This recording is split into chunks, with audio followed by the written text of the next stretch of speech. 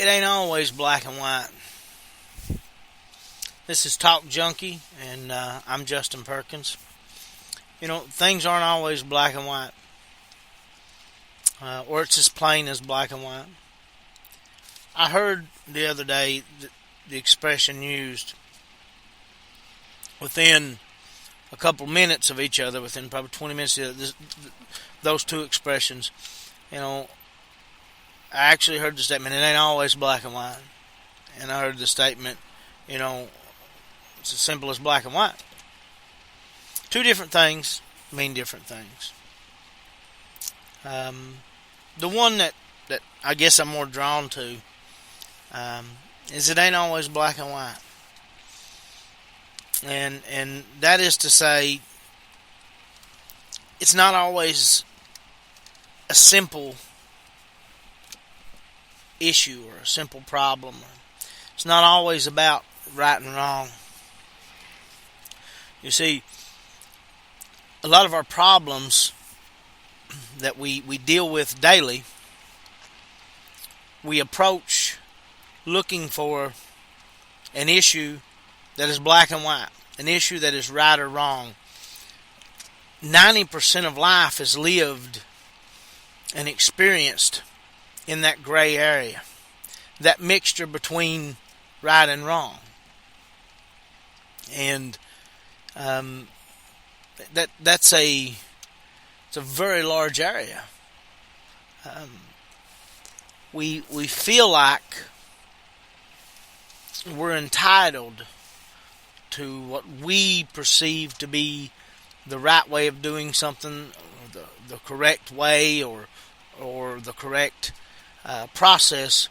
We feel entitled to be right because we feel that it's right, and it's not necessarily the truth. It again, what is right for us could be wrong for others, but generally, it's not all right and it's not all wrong. There's this gray area, and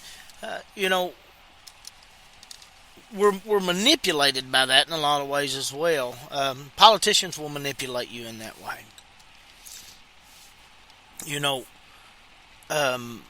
There's a lot of very sensitive political positions that are painted as black or white, as right or wrong, when in all actuality they're far better served in the gray area. It's more appropriate, more sensible, and honestly more respectful of the people involved in the issue to approach it with an open mind, with the opportunity for it to be right or wrong, dependent upon the circumstances of the situation. We have a bad habit, a bad tendency of painting things with a very broad brush. And the danger in that is we lose the ability to do a couple things. We lose the ability to discuss things openly. I say this all the time.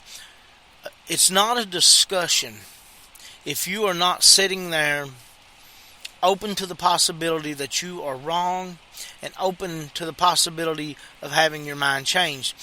It's simply a lecture. It's simply a statement of opinion. It's two people going back and forth, swapping sound bites and audio. That's what you see on the evening news. That's what you see on these opinion-based shows, is sound bites being thrown back and forth. You don't see actual discussion. No one ever sits and goes, well, hold on a minute. Let me look at this from the point of view that you're bringing. Let's break down the actual situation, the actual statistics, the actual data. Let me reevaluate my stand. Let me acknowledge and fairly examine your stand, and let me then from there decide, as though I'm starting over from zero, what I find to be the correct answer. But we don't often do that. Generally, it's, okay, I'm right and you're wrong. This is why I'm right. Well, you have to be wrong, so there's no point in putting any time, effort, or thought into the information and rebuttal that you're giving me. And the whole time you're talking, I'm not listening. I'm thinking of my rebuttal.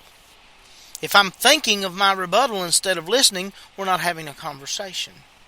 But see, that whatever that topic that's on the evening news, or whatever that topic generally people sit down and discuss amongst themselves, they sit down to discuss it as though it's a black and white issue, as though there was a right and wrong. And almost exclusively, the thought is, I am right and you are wrong, and there's no gray area. It's a very valuable concept.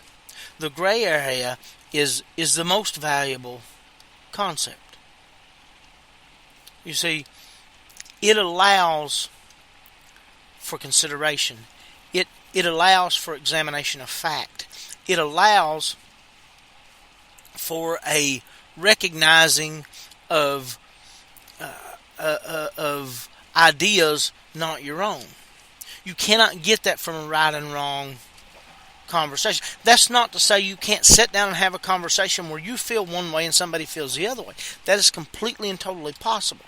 The thing is, with a serious topic or a serious subject, you can't sit down and debate or handle that topic or that subject in most cases in 5 minutes, in 10 minutes, in 30 minutes. Because what happens is, most people are so married to their thoughts, to their beliefs, that's such a short amount of time that all they can do is defend. You're on the defensive. You're on the defensive while the opposition is giving their statements, and then you immediately go to the attack when it is your turn to rebut. So, how possibly could it be a conversation of any value if it's a conversation of black and white? But if it's a conversation of gray, if it's, I feel this way, I feel that A is the superior letter, and A has its rightful place at the beginning of the alphabet, and A is much more respected and valuable in its capital form. The other person simply feels that B is all those things that you feel A is, and that the lowercase form of B is more regal and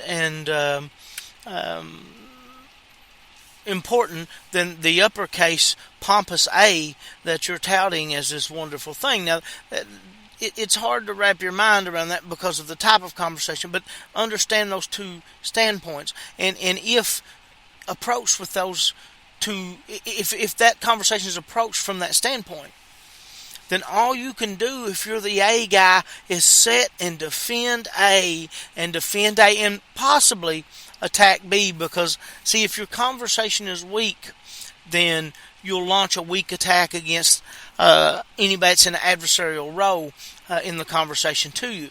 And the person that's got B, all they can do, all they have time for in 5-10 minutes is to sit and defend B and possibly throw attacks at A. But if you approach this from a gray area, if you sit down and you go, okay, I feel this way about A, and the other sits down and goes, well, I feel this way about B. If each of you have a moment, an opportunity to state a small sample of why you feel the way you feel, then at that point this is not a conversation, this is a presentation. A presentation of fact, or a presentation of intent, or a presentation of how you feel about it is important to the conversation, but it is one element of the conversation. Then, if you're able to sit down and say, okay, that's how I feel about A, How do you feel about B? And in the time in which that person is giving you their feelings about B, you're not thinking, what am I going to say next? Okay, they just said that. Now here's my rebuttal. You cannot set and form in your head a rebuttal to what you're hearing. That's very hard to not do. What you have to do is you have to sit, take in, and absorb what's being said to you, and allow that information to marinate, if you will. Allow it to sit there so that you can dissect it and go, okay. This is very important with fact and data, or things presented as fact that aren't data. A lot of times an irrational response to a factual statement makes you look unintelligent and makes you look petty and makes your argument weak. But a lot of times very unfactual statements are made as factual statements, and you miss the fact that you can disprove this because all you're sitting and doing is thinking, what am I going to say in the next 5 seconds? What am I going to say in the next 5 seconds? Instead of taking the time to absorb the information, consider it, and put it back out. Now, I think that's important. I think that's important to people because the art of debate, I think, is misrepresented and misunderstood. A lot of that is due to some people's, probably their only exposure to debate would be social media debate, which are generally very unintelligent. The thing about social media is it's a lot like being in a large crowd of people. What you'll hear is the loudest voice. The loudest voice is often someone that feels like they need to be heard, feels there's a great value in their voice, feels there's a great value in what they have to say, and even more so, feels like they need the attention. They need to be acknowledged. They need to be accepted. They need you to, in some way, verify their importance. They're very often ignorant. So the loudest voice is very often the most ignorant voice, and the loudest voice is also often the most ill-informed voice. That translates very, very well to social media. Often, the most persistent voice on social media, the most consistent voice on social media, the loudest voice on social media is the most ignorant voice. It has a sense of self-importance that needs to be fulfilled, and interacting with it does so. And it's hard to ignore it and not interact with it because stupidity will draw a reaction quicker than anything. So I think you get in these battles, these Twitter battles, these comment battles, and that is a form of debate that a lot of people fall back to. And if you'll break down these debates and break these things up, what you'll find is a lot of posting of biased factual statements that honestly could not be confirmed to a degree of certainty. They're just a statement that has been accepted by that person and people who seem to agree with that person, but really have very little validity, and very little value in real life. And that is to say that they're usually skewed in a biased manner on purpose. They're not a fair and balanced version of the fact, even though there may be some fact in it. So you'll get a lot of that. You'll also see these things degrade down to name calling and things like that, because you'll find people who have no real opinion. They just, there's an opinion they found that sounds good to them when it comes out of their mouth, and they have no basis of fact to back it up, and they have no real emotional attachment to it. They just feel like, I need to be this type of person because this type of person is the type of person that the whoever I'm seeking approval for approves of, and you'll find a lot of that. Often you'll find people making an attempt to have an actual debate or conversation in these scenarios. Occasionally, what you'll find often though with these is a statement of good proven fact that is rebutted only by a statement of ignorance and usually name calling, or you'll find that these people simply exit the conversation very quickly because they instantly acknowledge, I'm not going to be able to communicate with this person. They're not going to give me anything of any value or intelligence that's going to cause me to think and change my mind, which is where the greatest value comes in conversation. And I'm also not going to be able to give them anything, if I am correct, that's going to even make them hesitate for a moment and consider any other option than the pre-programming that they have. So I think that type of thing is the largest example of what people consider debate in our society, but that is not debate. That's a just a. I mean, it doesn't relate to debate in any way, shape, or form. It's just a bastardized version of conversation. And very unintelligent conversation, but a lot of people consider that debate and consider themselves good at that, and consider, when it's really even sometimes it's just a statement of personal opinion and feeling, and a lot of times, if you question something like that, then it's, people need their opinion and what they have to say to be a little more valuable than it is to you sometimes. Sometimes if you don't put value on somebody's opinion and somebody's statement, they become defensive because they want you to find the same value in what they have to say that you do, or that they do. And it doesn't mean that they're wrong or that there's no value in what they say. It just means that you don't. You cannot find value in something that's right. You can not find value in something somebody has to say that's not. It's different for every person. Noam Chomsky is a very intelligent person who has great things to say. I find a lot of value in some of the things he says. I disagree with some things he says. I highly agree with some things he says. He has made me reconsider many, many things.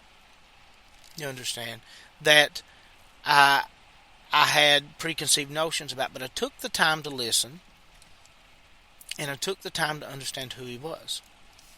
Now, a large proponent of Chomsky is as an entirety the band Rage Against the Machine, but more so over Zach De La Rocha. I love the band. I love their music. I love that they take a stand often. I've noticed, even through conversations with Chomsky and conversations that they've had and statements they've made to other people, that when put in a situation to where the conversation, the ideas, and the data backs up their beliefs, they're a very welcoming and very gracious group of guys, especially Zach. But in an instance where something, say, Che Guevara, history's pretty clear. Che's a murderer and not a very good, not a hero. You understand? they may even take positive ideas, or even ideas that I disagree with, but ideas that aren't dangerous to really any degree. I don't have the same feeling with them. But attach them to someone like Che and expect Che to be a hero. Now, when confronted with what Che has actually done, they don't react so well. And you see that. You'll see that with, let's say, presidents. If someone has a political affiliation, well, that president of theirs, political affiliation, can often do things that the opposing side, if for no other reason other than they are the opposing side, finds to be awful. But when a president of the same affiliation as you does those same things, or a president of the other, vice versa, you find trouble in it. And that's a matter of being married to an ideal and not having not having the ability to unbiasedly look at situations. And I think that's often a result of simply, it's black and white. It's right or wrong. It's right or wrong. It's right if your party does it. It's wrong if their party does it. That becomes, there's no gray area. I can't be part of the Yahoo party and say that a Yahoo party member done something really wrong. But if the Googly Moogly party has a candidate that does wrong, and it's the same wrong that the Yahoo party member done that I wouldn't call down for. Well, I can speak against this Googly Moogly because we're two completely different people. He's part of a different party, so obviously there's no similarities between what was done. The Yahoo party member, he may have done that, but he done so much more good than the Googly Moogly party member did.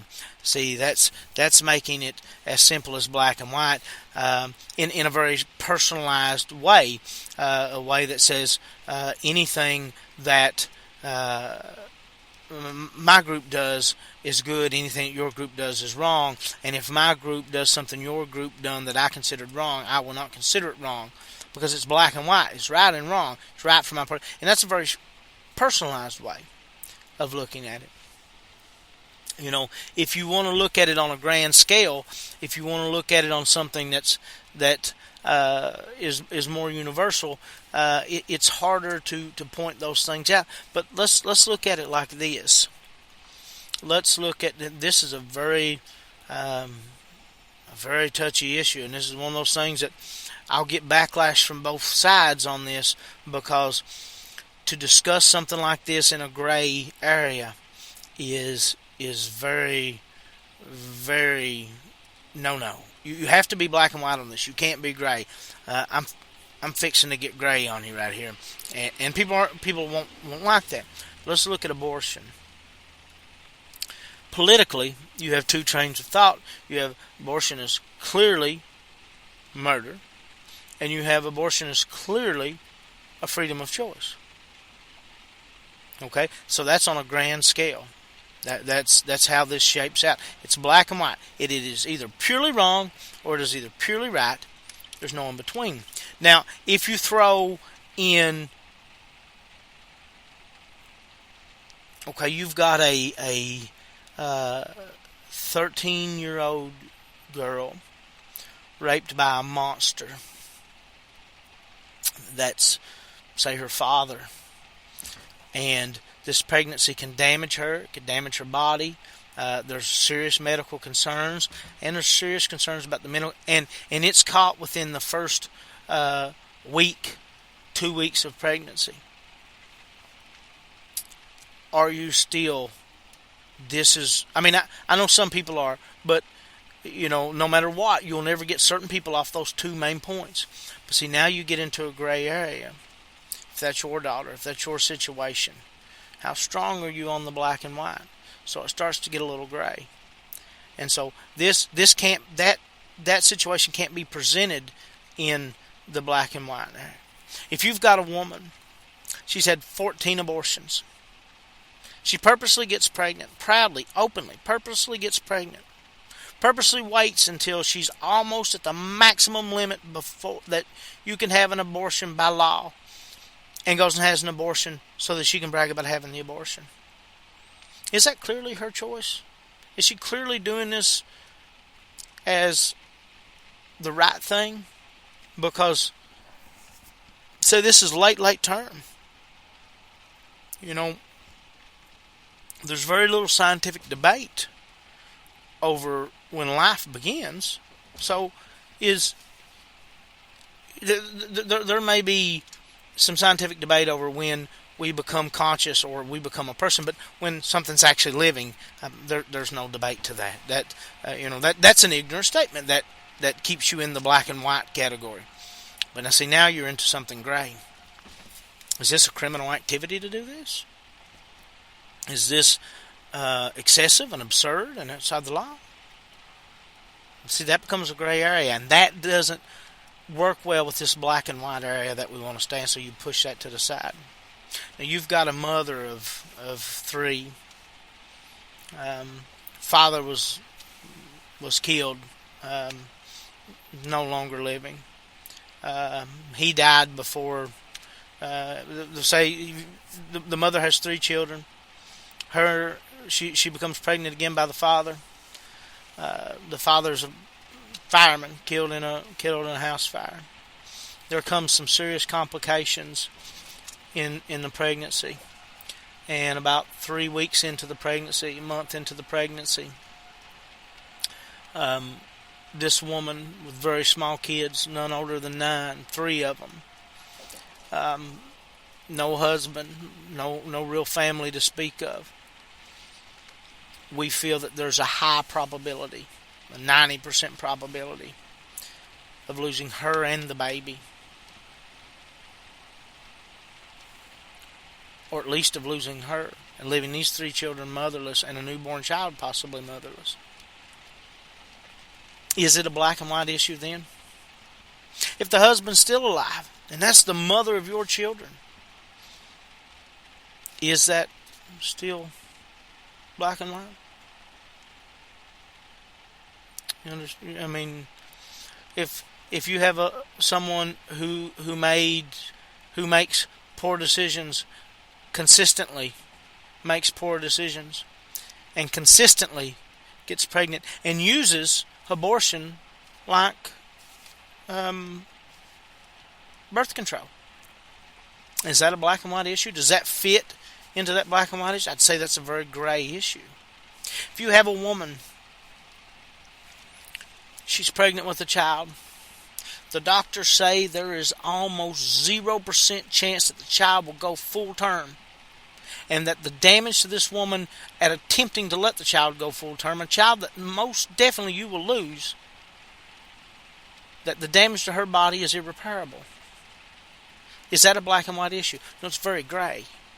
But see, to discuss things in a gray manner, well, that would do 2 things. It would make the conversation much harder. It would cause deeper thought to be put into the conversation. It would cause for intelligent discussion on one side and a separation of religious conversation and have that be forced into a scientific conversation on the other side. It would make for a harder decision. It would make for something that needed to be more informed. And in America, the biggest issue would be is it would no longer be black and white. And if it's not black and white, you can't use it as a political issue. Understand that there's no real movement federally on that front of that issue, because both parties need that issue to get elected every year. So you can't make a move for or against, and really try to do anything, because if you do it, it takes away that issue, and it is simply an electable issue. They don't really have any care whatsoever about the lives of unborn children or about the experience of victims or anything of that nature. It doesn't matter. They don't care. They're just using it for votes. So it's very important to them to keep that as a black and white issue.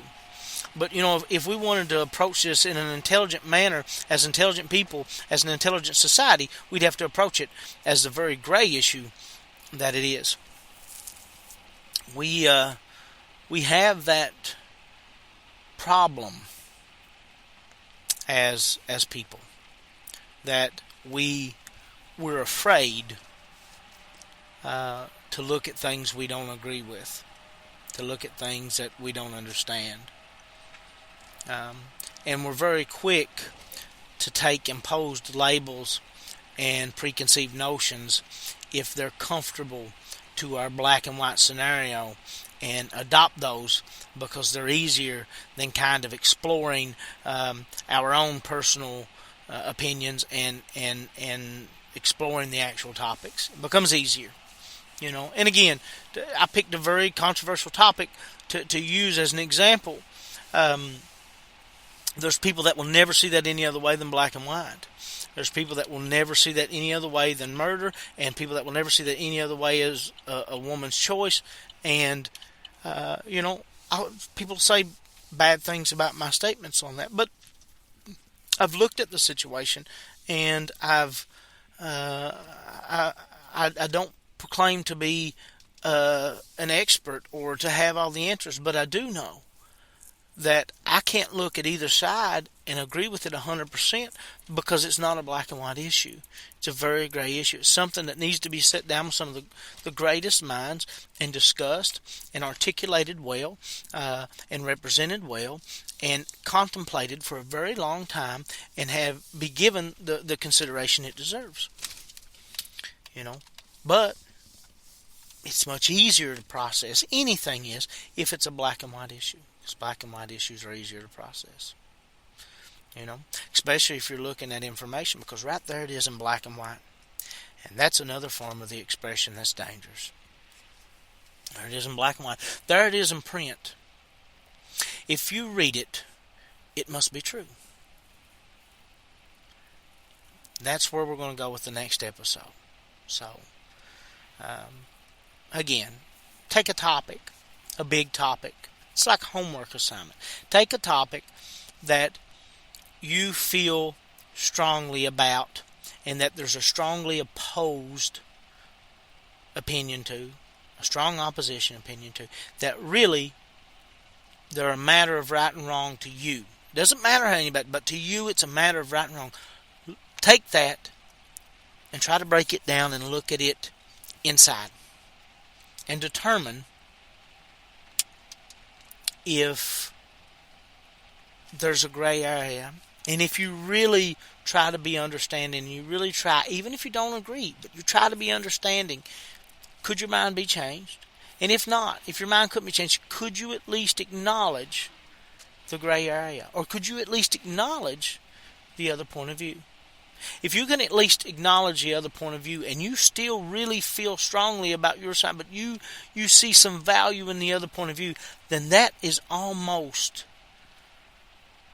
proof positive that there's a gray area. Because it ain't just black and white. There's a whole lot more gray in there. You guys, thank you very much for listening. Like, share, repost, anything you can do. Buy my books if you want them. They will be at the Red Spotted Newt if you live in Hazard, Kentucky. So anytime through February. Actually, I think it starts the 30th of January. Go in and get one. But, send me comments. Go ahead and tell me how badly you disagree with anything I said. And we'll discuss it. And I'll give it its proper dues and respect when reading because I could very easily be wrong. You guys have a great day and thanks.